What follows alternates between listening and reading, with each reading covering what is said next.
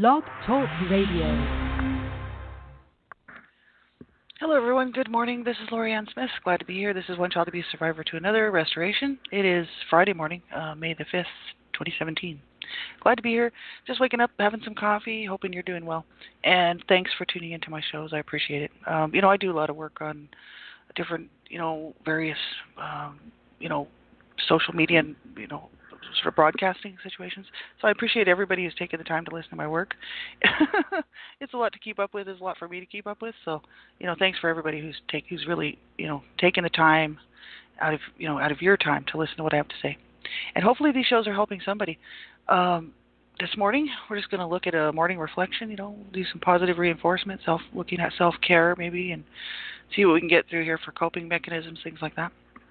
And lately I haven't been doing any looking at the meditation for the day. Sort of just been incredibly busy. But, we'll get right into this. So, if you're not sure if you're safe enough to be listening to this show, just make sure, that you get that information. You can find it various places at havoca.org and HAVOCA, havoca.org. They have a safety section, as well as ASCA, Adult Survivors of Child Abuse More Center program, has a safety first. It's a Survivor to Thriver manual, and the first chapter is like 60 pages long, and it's called Safety First. And I read that. I read through the whole thing, and I would recommend that you would too if you don't know if you're safe enough to be listening to this type of stuff. If you're a survivor of abuse, because it can trigger you and send you backward in your healing journey, which we don't want, and nobody wants that. And so make sure you're safe enough and that you do know that you're safe enough to be listening. And if not, just turn the show off because you wouldn't be hurting my feelings. If you're a minor under the age of 18, I just ask that you have someone listen to the show to make sure that it's age appropriate for you, like an adult, someone, a caregiver, adult in your life there that can listen to the show first and just make sure that it's age appropriate for you because you'd be doing yourself a favor and me a favor. This is adult material. It's really not for children. And so if you're underage and a minor, be sure and have an adult help you make that decision whether you should be listening. So we'll get right into this. So this is just my healing journey, really, just moving through, looking at a morning reflection, really, to see how I'm feeling, how I'm doing. Friday morning, how am I doing this morning? Pretty good. It's been a busy week, a really busy week. The first week of the month is always really busy for me. And for some reason, I don't know, just all this extra stuff I got to do. And I haven't had a lot of time to sit and reflect or meditate or breathe, do breathing work or anything like that. So I've been so busy. And so I'm a little bit tired. Other than that, I feel pretty good. Had an interesting week, a very interesting week. 3 people from various different times in my life were reaching out to me since 2015, 2016. On Messenger, and I wasn't hooked up on Messenger, so I missed all their messages. And so it was interesting to hear from these people. It was such a blessing, really. And so it did trigger some memories. It did bring back some memories, and I did a little bit of looking in, and looking at my past and whatnot, and just looking at, because of the information that was given to me, it was quite interesting, actually. So it's been an interesting week for sure. But how am I feeling today? Just tired, looking forward to the weekend, and but glad to be able to do these shows and glad to be able to be, continuing on my healing journey instead of just putting it off. So this is questions we can ask ourselves. How am I doing on my healing journey? Am I making progress? Am I going backwards? Is there anything I need to do or need to work on? How am I feeling? I got my books. I just need to go pick them up at the post office. The Wounded Heart by Allender. It's a book and a workbook, and that's to do with the CSA child sexual abuse that I suffered. And so I'm looking forward to doing work in those books, and I'm going to be picking them up today after I get off work. And that's something I'm really happy about because I'm going to go through those books and hopefully, hopefully they'll provide some more healing information for me so I can work through some more issues with the CSA child sexual abuse. So that I'm happy about because at least I'm working on it instead of just, putting it off or shoving it back in the drawer and taking the key and putting the key away. So we'll get right into this. I want to look at this acronym from Cheryl. We've been looking at this for a while now.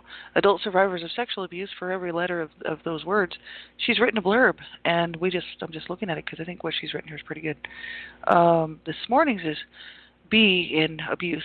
Be the best you can be. Reach out to others, giving a part of yourself in the simplest way. A smile, a hug, a twinkle in your eye could make all the difference. A person remembers that smile. They remember your warmth, your compassionate side. It's never forgotten. That's nice. Be the best you can be. Reach out to others, giving a part of yourself in the simplest way. That's nice. I like that. Yeah, this is the thing. We do, when we're interacting with the world, we do leave an impression, And people will. I always remember people that are good to me. I always remember people that go out of their way to make me feel good. And I remember the people that make me feel bad and hurt me too, but they stay on my bad side. And I'm pretty unmerciful when it comes to that sort of thing. And so when somebody does something nice to me, man, are they really good in my eyes, Because I've been hurt, I've been wounded, so badly, that I wanted to end my pain myself, Just like so many people out here who've been just destroyed, by abuse. And it's when somebody does something nice to me, even just saying something nice to me, something, but I know it's real because you can tell it's genuine. It's not just, buttering me up or something. And when people are being genuine, generally. And it just feels so good. So that's what I like to do for other people. Every day when I talk to people, I talk for a living. That's just what I do. And every person I interact with during the day, I try to leave that impression, to try to make their day a little bit better. Because I know that they may not hear any good words from anybody at all that day, because that's how I grew up. There was many days that I never heard any positive words at all in my home. And, it does make a difference, absolutely. And that's what I hope, they would remember about me, is that, I did care, and I do wish the best for people. And, I know people are hurting, and I know people are having a hard time. And I'm a little judgmental sometimes, but I'm trying to get better. I'm trying to work on that. But I do care about people. And, the people that I talk to, it's such a brief conversation. When I am talking to them, it's cold call. I want them to remember the tone in my voice that says, it's been nice talking to you. I hope you have a good day. Just that sort of thing, Or when I meet somebody in person, like in the elevator, just smile, I'm not going to hug them. But, a smile, just a friendliness, People remember stuff like that because I do. I remember that about people. So I think that's nice what she's written there. That's awesome. So we'll move on. We're looking at a section here. This is from Havoca.org. Havoca, Havoca.org. You can go there. I didn't put the chat room open this morning. I was running a little bit late. I was almost late for the show. So I don't have the chat room open there this morning. But it's Havoca, Havoca, Havoca.org. That's Help for Adult Victims of Child Abuse. And under their survivors, information for survivors in a tab, they have information about all types of things on the left-hand side. You can go to those links. And this section we're looking at here is called Attitudes. And it's really dealing with, that inner voice, that the, what the abuse has caused, for that we pick up very negative type of inner abuser type voices that might tell us these horrible things. You're not going to make it. You're unlikable. You're this. You're that. All these negative things, right? So that's basically what they're talking about here, and also low self-esteem. And so if you want to go back and listen to that live show from Monday, we left off at we're talking about self-esteem section here. And we're just going to finish that up and move on to positive self-talk. So they said, so why change low self-esteem? They said, well, really low self-esteem is self-abuse, right? It continues to victimize us and perpetuates the cycle. Eventually it will also affect loved ones and family members. They said, if you want to heal your wounds, you need to come to terms with your inner abuser. That I agree with that. That inner voice that tells us we're whatever we are. Whatever those negative self-talk messages that we're receiving from our past or from the inner abuser or the critical parent voice, whatever we want to call it, right? These voices that run through our head that tell us these horrible things that really are not true. They're just lies. And so I agree with what she said here. We have to, if we really want to heal, we're going to have to come to terms with that. And because that continues to victimize us, perpetuating the cycle. And it's kind of true. It's true. I started years ago because I had done a lot of work in John Bradshaw's books, Healing the Shame That Binds You, and Homecoming, Reclaiming and Healing Your Inner Child, or Your Wounded Inner Child, or whatever that is. Those are two really good books, and they have work within them, so it's a workbook inside the book. And you can go and do the work in it, and that helped me out a lot, because it helped me to stop listening to those critical voices, because sometimes they're still there. They're not there all the time like they used to be. I wouldn't say that those critical, horrible things are still rolling around in my head all the time like they used to be, because I've gotten a lot further along in my healing journey, and so I still hear them now and then, especially when things aren't going right, something's going wrong, something's not happening the way they should be, whether it's a work issue or something in my life that's going on that's not working out. And generally then I start hearing these messages of well, this is, basically what I deserve, you know what I mean? That's horrible. And if I'm not going to come to terms with my inner critical voice, it's just going to continue to do that. So what I started doing was negating it, saying, I'm none of those things. I do count. I do matter. I actually, it was my mantra every day to say to myself, not in the mirror, I would just say it all day, wherever I was, if I was in my house or wherever, privacy in my own home or just in my mind. I do count. I do matter. And that really is important to me because, everybody's got something that their inner critical voice tells them that, that just totally, just has such an effect on us, And so that issue of not counting, not being wanted, not rejected, by both of my parents really, and then rejected by a society that doesn't care, doesn't want to know about abuse, doesn't want to know about children being abused, and it doesn't care that children are dying right now. And it doesn't care that I was abused, even my own family, so even though we were destroyed by abuse, the dysfunction is still there, and so the rest of my family members, I'm rejected by them too, but I rejected them as well because I cut them out of my life. But that was kind of me doing that, but they had already rejected me before I cut them off, so, they cut me off a long time ago. I just finalized it by cutting them out of my life, right? They weren't in my life, right? So I cut them out completely. But the thing is these things are horrible to deal with, and I started to realize that I do count, I do matter. I'm worth it. I didn't deserve to be treated that way.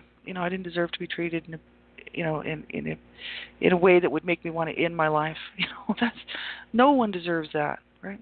So I started to see myself differently, and I had already started doing that back in 2009, really, when I really started the bulk of my healing journey, was to look at myself differently. I'm not those things they told me I was. So in other words, I'm not those things that inner abuser tells me that I am, that inner critical voice that tells me I'm stupid, I'm useless, I'm worthless, I'm this, I'm that, right? So I'm none of those things.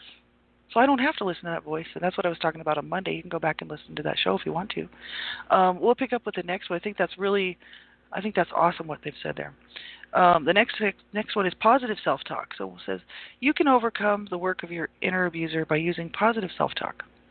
So positive self-talk raises self-esteem, de-escalates anger and depression, brings about uplifting feelings. It sets limits on how much your inner abuser is going to influence you. That's very true. I like that. It raises self-esteem, de-escalates anger and depression, and brings about uplifting feelings. Sets limits on how much your inner abuser is going to influence you. Positive self-talk is neither, excuse me, my voice is terrible today. I've been just talking all week, every single day, all day. So it's getting this weekend I'll be able to relax and just take it easy. Positive self-talk is neither inflated nor deflated, and it's a realistic assessment of yourself. Everyone has both positive and negative qualities. Positive self-talk doesn't focus on one or the other. The word affirmation is often used to describe positive self-talk, and an affirmation is a statement or assertion about yourself that is hopeful, optimistic, and empowering. Positive self-talk is a step further past affirmations. So if affirmations are statements, then positive self-talk is a whole conversation. That's awesome. So yeah, this is just it. No one's perfect, right? And I do have. It's not that I want to build myself up to be this unrealistic person that I'm not, or that to think of myself that I was this wonderful child that was perfect, that I wasn't. The issue is that these negative things that are flying at me are lies, and I know that.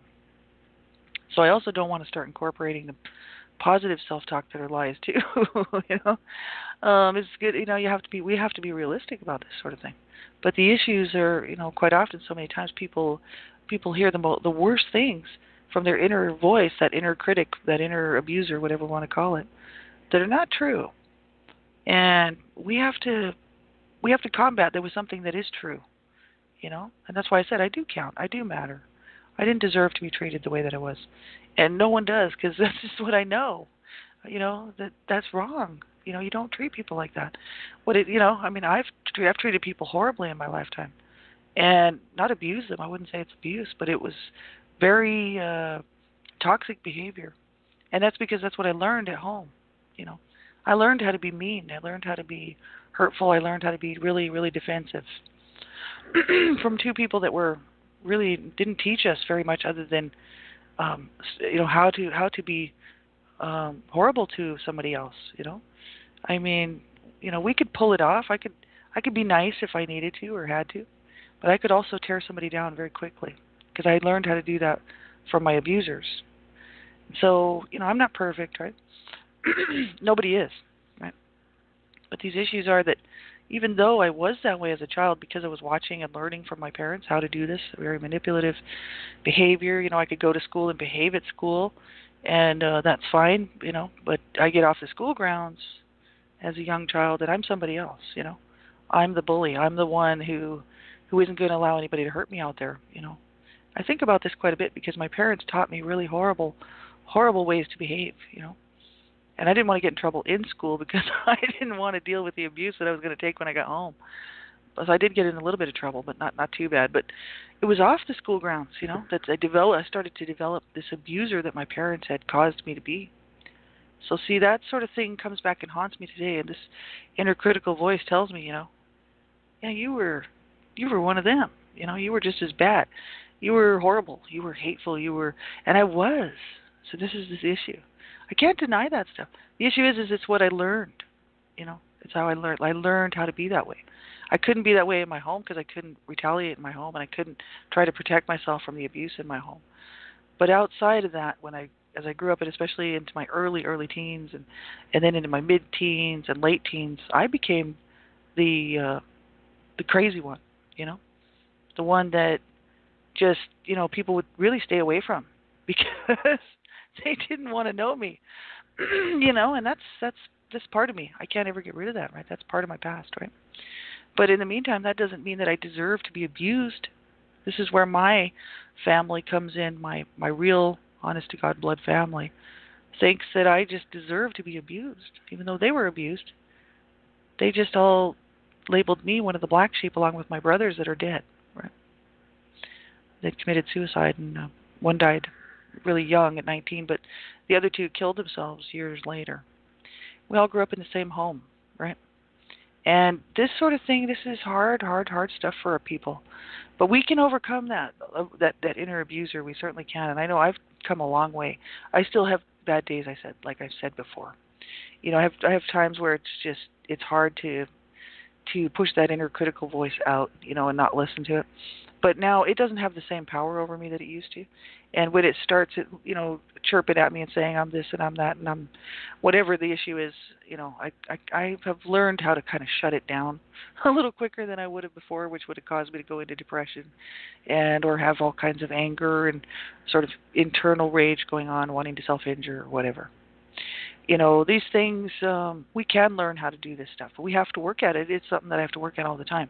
I can't just do it once and then be like, oh, there we go, it's all done. This has to become part of my daily. It's like a training. It's like training sessions. I have to train my brain to think differently. So I've had to learn how to think differently about myself. so that low self-esteem, even though people don't say that self-esteem really isn't all that important or whatever, but it really is. It's how you see yourself, and how somebody's made you see yourself. Right. And I've talked a lot about this. If you really want more information about the real reality of the abuse that I suffered, which, is about 25 hours worth of video, it's on my Born in Hell website. I did video after video and even written material there of just exactly what I went through and my family went through. Absolutely horrific. But this is the sort of thing. This self-esteem is very important, and because it's how you see yourself, And in order for me to want to do well in this life and to be good to myself, to be good to people around me, to take care of myself, not hurt myself, get medical help if I need it, get counseling if I need it, whatever the issue would be, so that I can take care of myself and do the right things by myself, has everything to do with self-esteem. It means that I have to learn how to love myself, shut that inner critical voice out, and turn it down, turn it off, and just get rid of it, when it starts beaking at me, and realize that no, I did not deserve that, right? I was just this little child who really needed love and care and concern and, discipline, but not abuse, right? And I needed people to care about me. I needed people to care about my future. I needed people to teach me how to do things, to teach me how to get along in this life instead of just abuse me. And I didn't get that. So now, as an adult, I have to go back and re-parent myself, right? And it is difficult because, I don't have the information. I didn't have a parental figure that was not abusive, or a grandparent who was not abusive. I didn't have anybody in my life except for a couple of neighbors, friends, parents who were good to me and actually showed me a good example, right? So I'm coming from really way behind the eight ball with information. And so I don't know how to do things. I know how to be abusive, and I know how to do horrible things, and I know how to destroy. That's really what I learned, right? My makeup, as coming into this world from zero to, to my early years, where I learned, and all this stuff was being built into my personality and into my thinking patterns, the way that my mind works, right? So every day is a challenge for me to not destroy myself, to not destroy my life, to not destroy people around me. And it's a walk. It's definitely something I have to pay attention to all the time. Even words that I say will be very destructive. They're what do you want to call it? I want to call it covert, right? Because it's not that I'm necessarily yelling or screaming at anybody. It's very passive, right? I can be very passively destructive. I know I've been trained in the arts of destruction and evil and hatred, right? So it's hard for me to not listen to that critical voice, but I do it, and I do it on purpose. As soon as that stuff starts coming in, I'm like, I'm none of those things. I do count. I do matter. That's when I start. If I hear that critical parent voice coming at me, then I realize there's a problem obviously somewhere. Something is causing me to feel that way. So then I have to identify what that is, and then address it. So if it's something at work, or if it's something in my relationship with my husband, or if it's something that I'm just thinking about because of my past, I need to address it, because just to leave it allows that inner critical parent to get more room, to make more chatter, and cause me to become more down and, feel, that worthlessness sort of thing coming back and all this. So it's important to really think about these things and get a hold of what is the cause of these issues in our adult lives. What is the issue that's causing this sort of stuff to come to sort of take over and take precedence in our life, to cause us to be down, to cause us to feel worthless, or to feel bad about ourselves, right? Because this is talking about positive self-talk, talking about self-esteem, right? So whatever these things are, we need to address them. But if you don't know how to address them, and you're not comfortable looking for the answers yourself, which I am, I'd prefer to do that. But if you don't know how to do that and you don't feel comfortable, there's help out there for you. You can reach out and you can get some help, right? You don't have to stay in that. And this is where I know 10 years ago, really when I started my healing journey, it really has been almost 10 years. I didn't do the bulk of it really until really 2009, 10, and 11, but 12, like about 4 years there. I was really working on it heavy, but it's been a long time since I've been looking at this stuff. But there is help out there for people. You don't have to stay in that, right? We don't have to keep doing the same learned toxic behaviors that we were taught as children because we were abused. See? And this is why it was very important for me to read those books from John Bradshaw and Robert Burney. He's another one.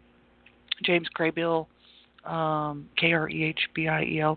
And then there's the Wounded Heart that I'm looking forward to getting a hold of today after I get off work.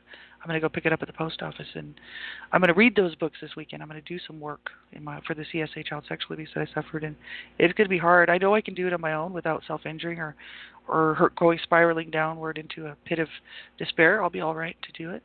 But if you're going to do something like that, you need to make sure you're safe enough. Like I said, it's very important. We'll look at a positive reinforcement. What am I doing right in my daily walk? Looking at the positives and progress instead of negative thoughts. Because it's easy to become negative, right? It's easy to become down on ourselves. And what am I doing right in my daily walk? Well, first of all, I got up this morning and I'm doing things. All week I was doing things to try to look after myself better, which I think was really good. Because sometimes, months or years go by and I don't do it. I'm trying to do right by myself, and right by my husband, right by the people in my life, right? To be responsible. And, what am I doing right? Well, I'm getting up in the morning and I'm getting things done, I'm having that shower, I'm taking care of myself, I'm eating that breakfast, I'm taking care of the stuff that needs to be done all day, working and paying bills and going to the store and do what I need to do. And, I'm not perfect and I don't get everything done all the time. And as a matter of fact, I have to pick and choose what I'm doing because I'm so busy. So certain things get put off. But at least I'm making headway and trying and not becoming so overwhelmed, that I just can't handle it, right? Little steps, little steps, little steps is what I do. Very little steps. I just try not to take off too much of a big chunk of anything because I really can't. I can't manage it anyway. And also, I don't have the time. And so these little things, just making sure that I'm eating healthy and, trying to get some rest and trying to get some sleep and that sort of thing is very, very important. And also to get some fresh air, get out and, do something, go for a little walk or something. That I don't do, but I do have to go out quite often to go to the store and stuff. So, because my husband can't do anything. He just lays in bed mainly and watches TV. He's very, very, very, very terminally ill. Like I said, he's just by the grace of God hanging in there. But that's I think what I'm doing right, and I think I can be happy about that. I'm doing the best that I can. As long as I can say that and be honest with myself, then I know that I'm doing the best that I can, and that makes me happy, right? Because at least it shows me it gives me a measuring stick of where I am, sort of thing. Positive, sort of a positive affirmation, we could say. I got these from what was the name of that website? I'll find it. It's called Hearts with Soul. It's www.heartswithsoul.com and /child_abuse.htm. And that's all that's on that website. It's just these 25 positive affirmations, but they're awesome. Today's is I treat myself with kindness and patience. So this is something I could say to myself all day and believe it, even if I just say it inside my head. I treat myself with kindness and patience. It's very important to be good and kind to ourselves. Coming from abuse and just being mistreated and wounded as a child by anybody. It doesn't matter if it was our parents or some caregiver or teacher or whoever got a hold of us and caused us to feel bad, or hurt us in any way, right? It's really important to be kind to ourselves. It really is. And this is something that I'm learning how to do. I'm learning how to be nurturing to myself, right? And this is really what's helping me to get through the day, is because I'm not putting so much pressure on myself, and so much, harsh stuff on myself, and then saying, oh, yeah, you can't do it, you're just worthless and whatever, I'm just being kind to myself, If I make a mistake, I'm like, everybody makes mistakes. Nobody's perfect. I can try to learn from it, do the best I can. And patience is another one, so I'm trying to develop patience with myself, patience with this healing journey, patience with my life, patience with the fact that I was abused horrifically as a child, and some days it's better than others, I'm just trying to be patient and trying to work my way through, slowly, carefully, as I need to through this healing journey. So we do need to be kind and patient to ourselves. We have about a minute left. See, we'll have to look at some of this containment and boundary work. We'll look at that maybe Monday, and that's from Irving Studios. If you're having a hard time with boundaries or just flashbacks, things like that, those types of issues, you can create boundaries, physical boundaries, cognitive boundaries. Go to irvingstudios.com. just type in Michael C. Irving or Irving Studios or Child Abuse Survivor Monument. He's a PhD sculptor, but he's a survivor of abuse, so he knows. He's a coach and a counselor, and he's got a great website there with all kinds of info for people who might be struggling. And it does show us how to create these cognitive and or even, real-time boundaries for ourselves. You know what I mean? So to help contain things like flashbacks or anger, rage type stuff, or anything like that, or bad feelings or whatnot, right? So thanks everybody for being here. I wish you a really good weekend. Make sure you reach out and get some help if you're struggling and having a hard time. Like I always say on all my shows, you call a crisis line. You call somebody. If you don't have a friend to call, and you don't know who to talk to, you don't have anybody in your life to talk to, you call a crisis line. You do what you have to do, but you stick this out, and you take good care of yourself because you deserve it. I know I do, and so I know you do. And so until the next time, we'll talk to you maybe on Monday for sure, and have a great weekend, everybody. Bye-bye.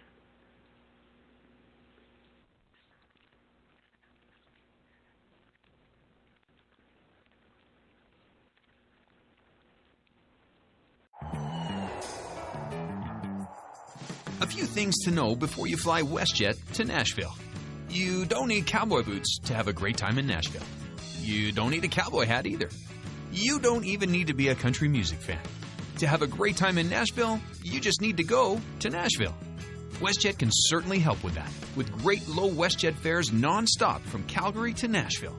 Visit WestJet.com or call your travel agent.